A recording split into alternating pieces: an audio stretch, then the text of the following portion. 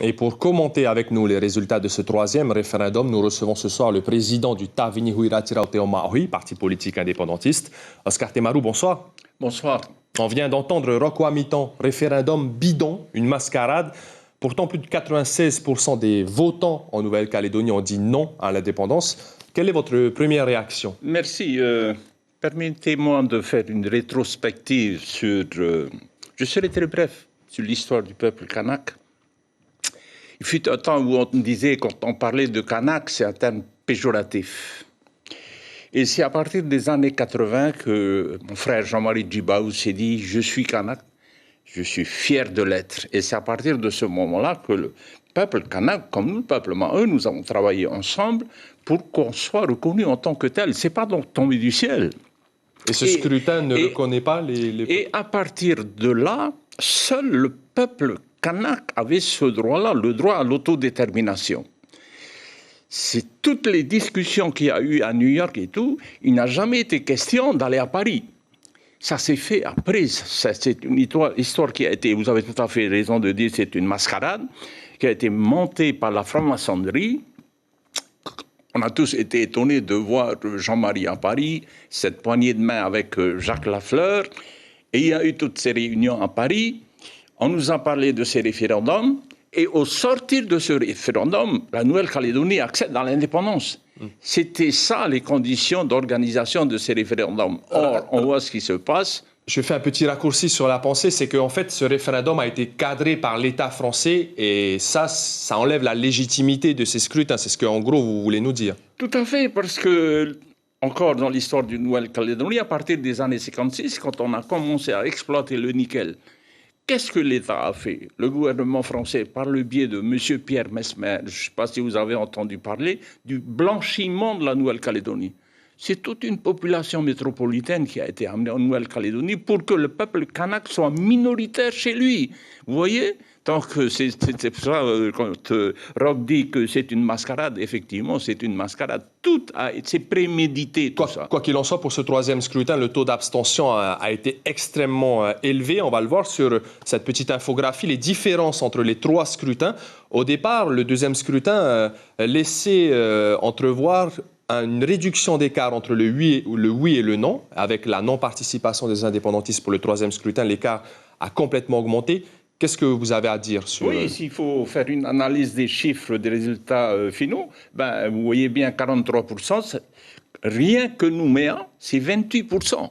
Ça veut dire que pour tout le reste de la Nouvelle-Calédonie, c'est à peine 15%.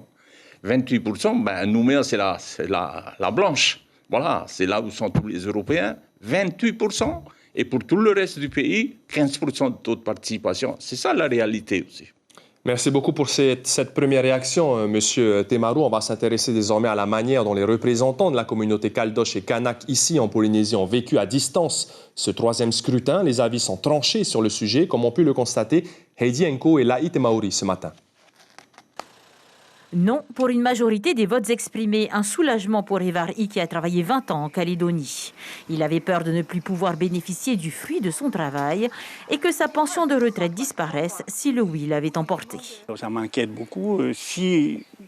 Comment on va faire pour nos retraites? Et je ne sais pas. Ça m'inquiète, ça. Donc aujourd'hui, tu es soulagé? Oui, je suis soulagé. Du côté de Didier, un Kanak qui réside en Polynésie depuis 1982, c'est aujourd'hui un questionnement sur l'après-référendum qui le préoccupe. Il y a eu un fort taux d'abstention. Hein? Oui, une faute d'abstention à cause au niveau des décès chez nous, c'est la majorité c'est les Kanaks. Mais au niveau de chez nous, les Kanaks, nous on est en deuil. Nous on respecte des gens, hein, tout ça. Et comme les patriotes en bas, ils veulent voter, ça c'est l'âme et conscience à eux. Hein. Et maintenant, comme c'est tombé le résultat hier soir, et maintenant on verra comment ils vont travailler maintenant. Comment ils vont faire maintenant la situation. En effet, le vrai vainqueur de ce référendum reste l'abstention. Plus de 56% des électeurs ont boudé les urnes, un résultat qui ne peut être ignoré tant sur le plan national qu'international. Ce résultat, comme dit la spécialiste Isabelle Merle, est complètement illégitime. Il est impossible de prendre une position comme si jamais c'était un référendum tout à fait normal, et en expliquant que finalement on peut en déduire que la Nouvelle-Calédonie restera française à la suite de ce référendum. Et au contraire, ça peut crisper beaucoup plus les relations entre les communautés. Les accords de Nouméa devaient s'achever avec cette consultation. Aujourd'hui, un nouveau livre de l'histoire calédonienne s'ouvre. Reste à savoir si les futures lignes s'écriront dans la sérénité et une union retrouvée. On l'a entendu, référendum illégitime. Tout à l'heure, avec Rocco Amiton, référendum bidon, une mascarade. Oscar Temaru, politiquement, on parle d'un nouveau statut en Nouvelle-Calédonie, mais si la Polynésie devait se diriger sur le même processus d'autodétermination, vous opterez plus pour un juge-arbitre avec l'ONU que d'une organisation comme ça avec la France qui organise les élections? Je pense qu'il est bon de rappeler que ce sont des propos que j'ai entendus il y a plus de 40 ans de ça. On nous dit, voilà, on venait d'avoir le statut d'autonomie,